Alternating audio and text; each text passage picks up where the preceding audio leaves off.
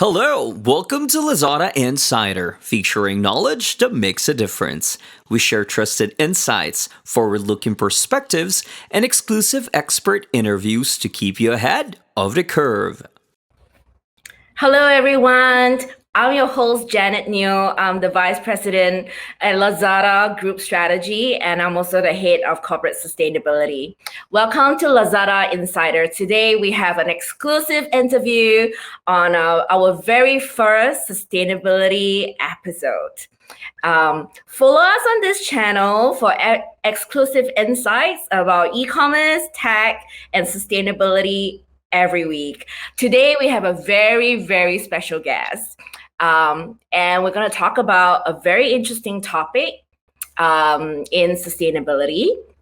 We're going to talk about Build Back Better, embarking on the journey of going regenerative. And today, I would love to introduce our guest, Subodh. He's from Innate Motion. He's a partner there.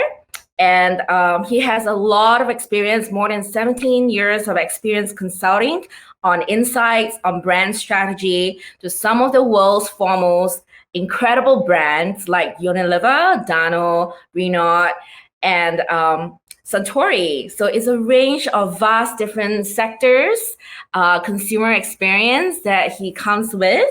And I love to talk more to Subodh in the next time in this coming session, what regenerative business is all about. Hi, Subodh. Welcome, and thank you for joining us on Lazada Insider. Thank you, Janet. It's a pleasure to be here. Thank you for giving us the opportunity to talk about regenerativity. I mean, it's a topic very close to our hearts, and I'm really, really thrilled to be here. Thank you. Thank you. So like in this space, I've been in corporate sustainability, maybe coming 15 years now. We see the trend over the last decade, especially over the last 5 years, the whole notion around circularity, recycling, and building closed loop systems have evolved quite a lot from just the thinking around reduce, reuse, and recycle, and then how to build a closed back loop. I think this year, very interestingly, we could also have you to share the next forefront of this sustainability ecosystem, where we can start looking at beyond looping it back, resourcing back into the system. How can we then create regeneration and to accelerate this sustainability transformation that we need to build back a better world? So tell us about your position and what does that entails?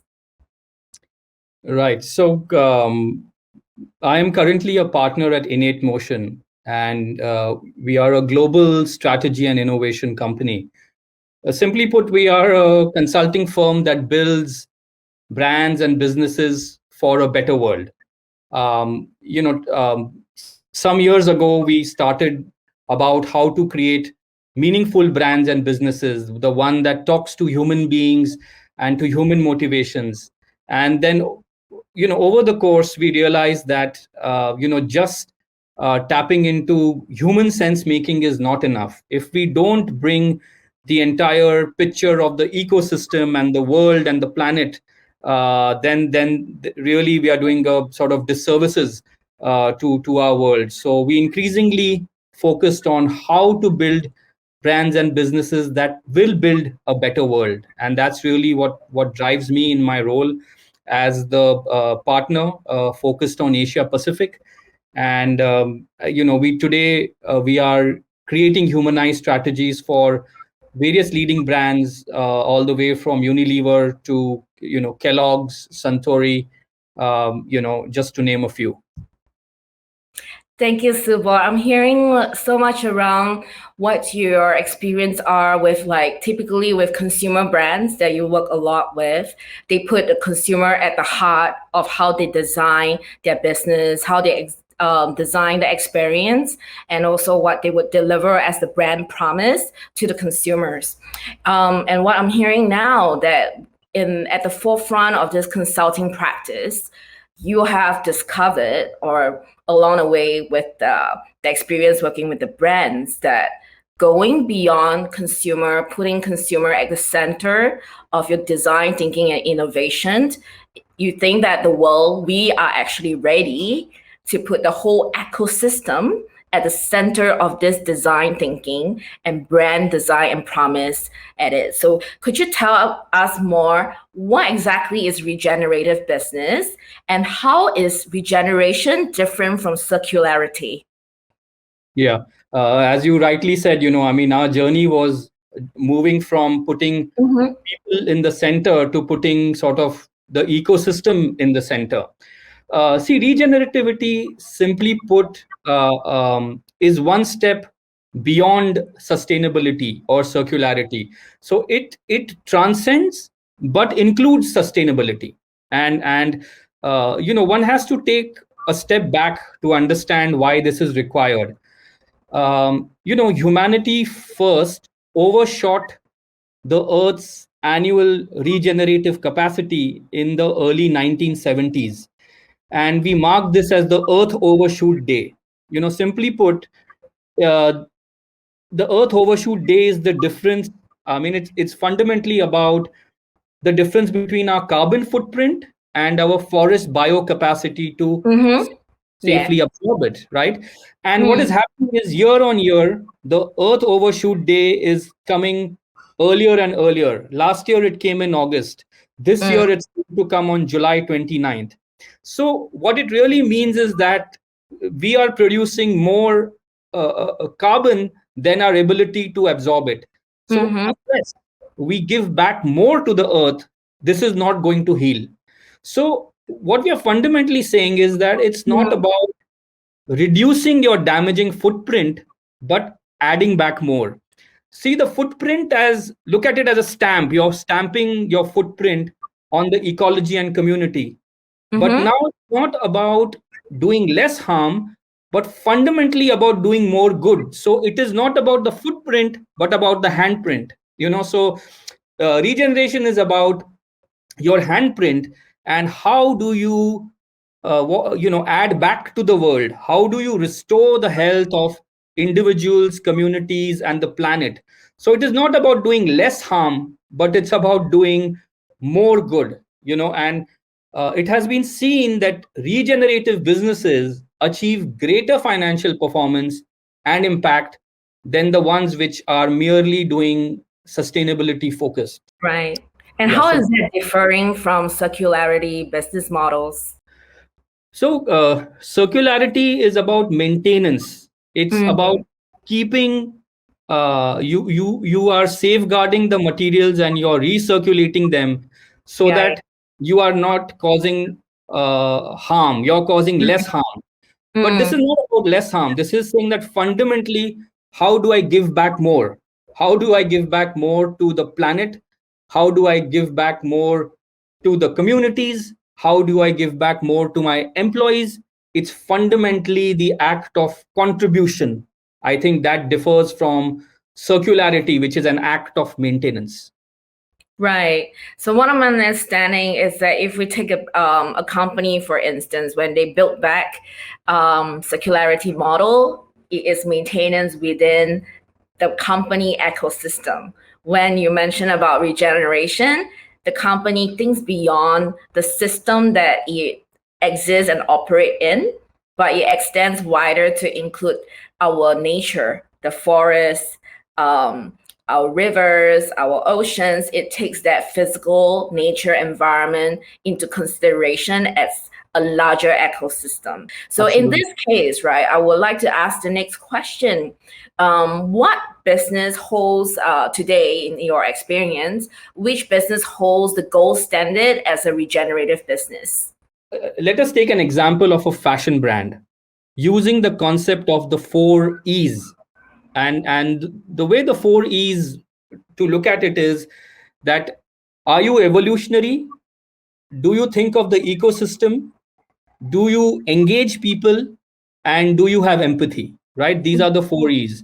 Right. So in terms of evolution, what you would say is that I just don't want to sustain, but I want to evolve. And it's not about doing less bad, but I want to do good for my whole system. my handprint for the whole system. And therefore, I'll say that as a fashion brand, my ambition is fashion that builds a better world. Yeah. Uh, in its design, in its sourcing, in its employee welfare, in rewarding the small producer, in my factory environment. So fundamentally, that's the first E is how do I evolve with an ambition.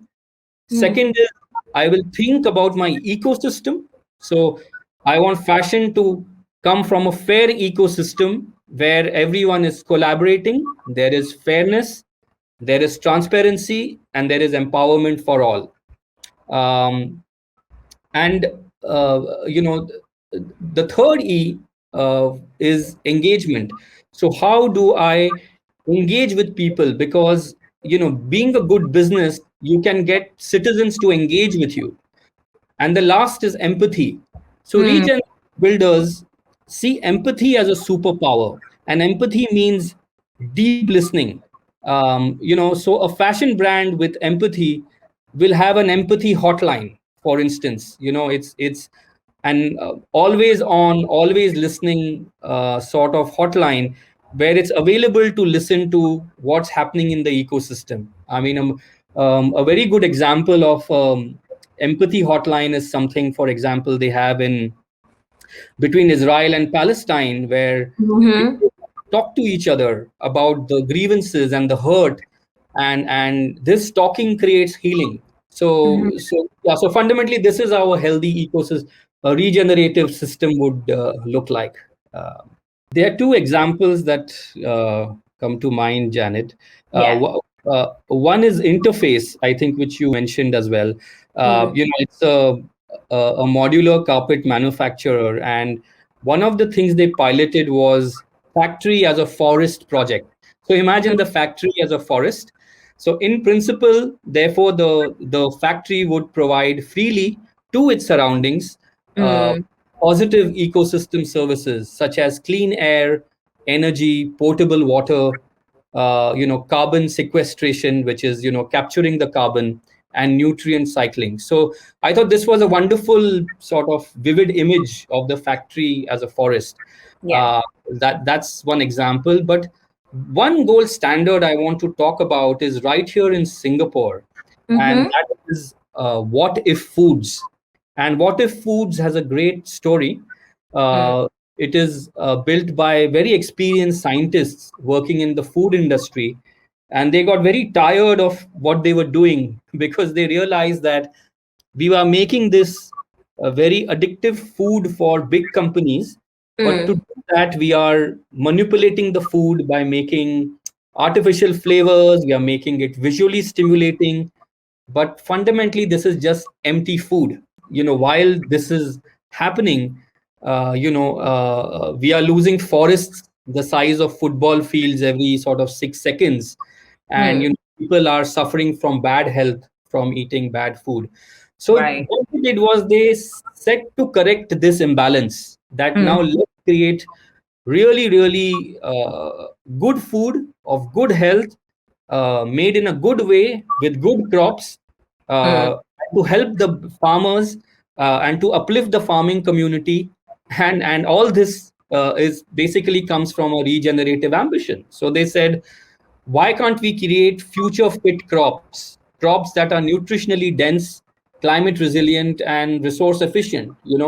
And then we take these crops and we make very interesting comfort food with it, like noodles. So what we are doing is we are giving tasty food, but it is dense with nutrition, so it's making people healthier. Mm. And the way this is being grown, it is being grown with farming communities in regenerative ways, which means that the way you put your crop patterns, you don't harm the earth, and you Mm. don't need to use insecticides and fumigation, and you grow it in a very in a protective way that gives back to Mother Earth. And that's where they are today, creating tasty and nutritious food that nourishes people and nurtures the planet. So I thought this was a great example right here in Singapore of what a regenerative company could look like. That's really interesting because a lot of times when we see, when we talk about sustainability, where are the case studies? For a very long time, there were many examples that were coming from America, coming from Europe. And it's very interesting that with innovation taking, like, spearing out from Singapore, we're already seeing some of these very interesting startups or founders that see not only the problems, but just from what you share with What If's Food, the founders and entrepreneurs have also displayed that they are very thoughtful in not only the business that they want, the solutions that they want to create for the business aspect, for the market development aspect, but they're also looking at disrupting how the whole the business will impact the way things are grown, to things are produced, so that what you mentioned earlier about the 4 E's, they get applied, and especially the empathy part is shining out very clearly to me in this example of What If Foods with the entrepreneurs, that they have applied that thoughtful process to how they design their product and how they want to market it as well. Interestingly, on this topic with food, so as Lazada being the e-commerce platform in Singapore, we have also the RedMart, which is our online supermarket. And with the past year, with COVID outbreak, we're also seeing the shift of consumers' behavior shifting more towards online shopping. And we're also helping on the other side, also giving us the opportunities to help more of the farmers, the fishermen, to bring a way through digitalization that they can connect with the consumers. So, and this leads me to the next question, just from some of these examples that you have cited with our audience. How do you see regenerative business evolve in Southeast Asia, maybe in the next 5 years kind of time frame? Yeah, Janet. Absolutely. The future is really bright for regenerative businesses in South Asia. I mean, if you just look at what the Singapore government has done, they have earmarked $100 billion to adapt to a hot, flooded, and food insecure future. And there is a complete drive to support companies that are creating plant-based foods, plant-based meat alternatives, and alternative proteins.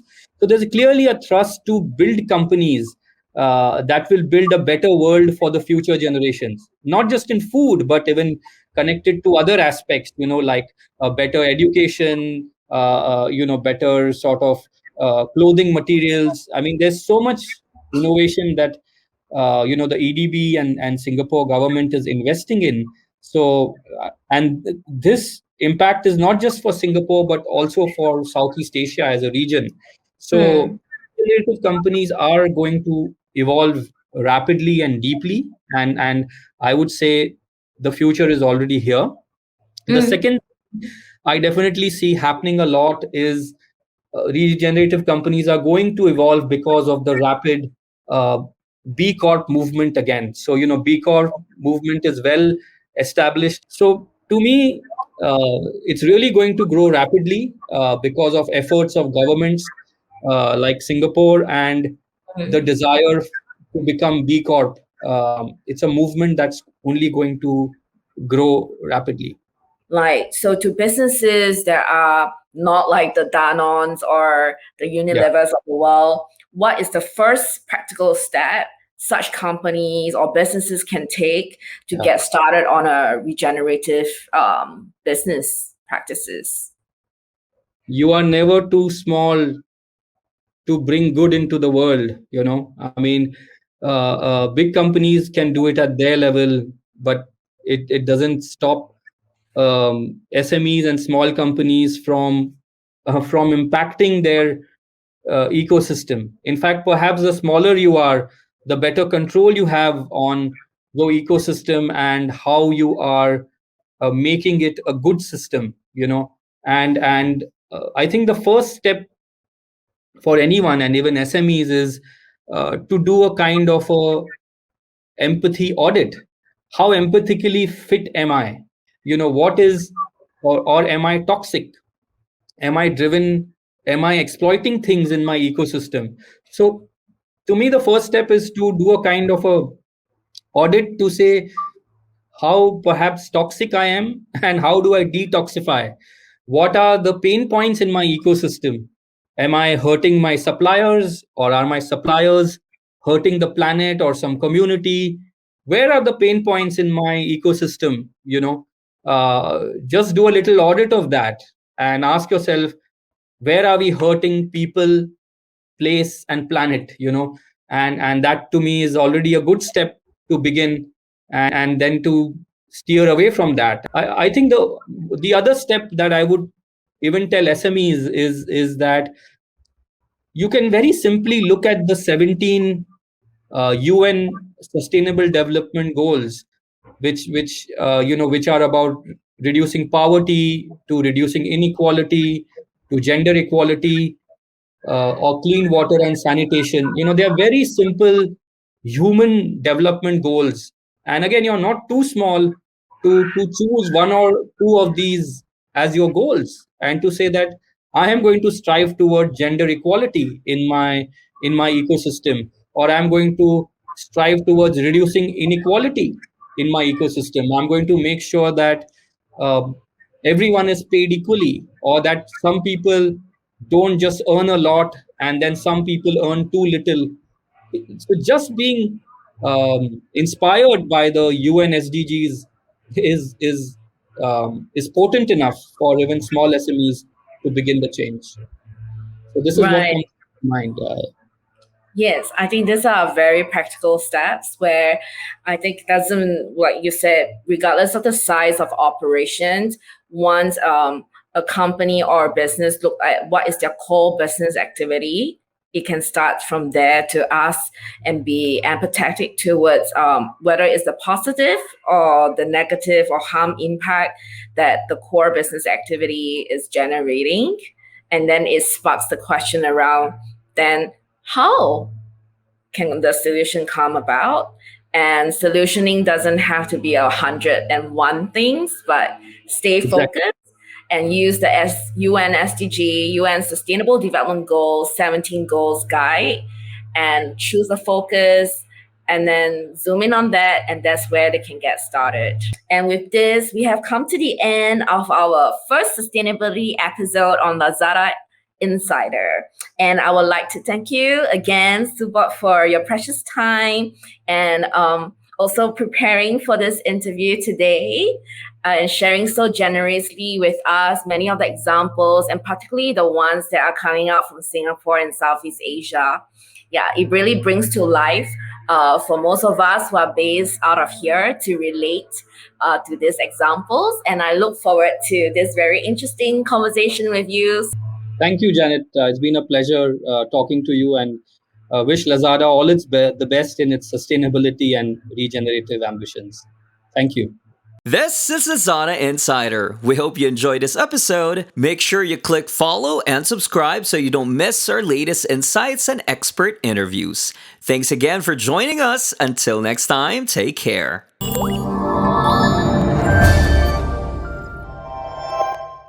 Lazada.